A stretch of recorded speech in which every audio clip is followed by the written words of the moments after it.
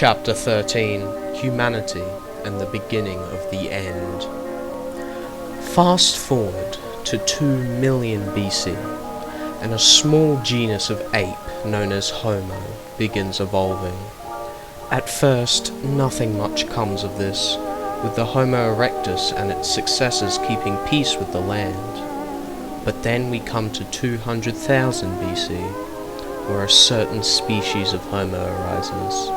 This is the Homo sapien, or better known as a human. Humans have an innate ability to adapt and would stop at nothing to get their way. Over the course of thousands of years, they developed the technologies that allow them to take the land as their own, enslaving many other species, as well as some of their own, into doing their dirty work. Elizabeth would be sure to keep a close eye on the species and make sure they don't do something catastrophic. And so the species advances. They begin to build societies and temples to worship their fabricated gods. A select few realize the true gods, however, and they begin worshipping beings like the Holy Salmon and Big Chungus. However, the majority don't see the truth and continued without them. One day, Elizabeth decides it would be funny if she played into the false religions the humans had invented.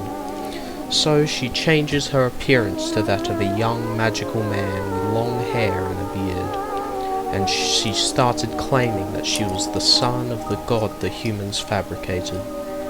The people were so utterly convinced that they created a whole new system for counting years based off the year Elizabeth claimed she was born.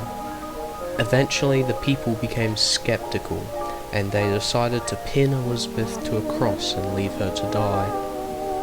Elizabeth played along, and after they had placed her body in a tomb, she got out and left, returning to her elderly form. Around 1,000 years later, and several medieval kingdoms have started to pop up throughout Europe. Elizabeth feels like getting into this new fad, and so she sails off to an island and creates her own kingdom, which she calls Elizabeth Land. Elizabeth will allow her offspring to continue ruling the kingdom without her, choosing to oversee from afar.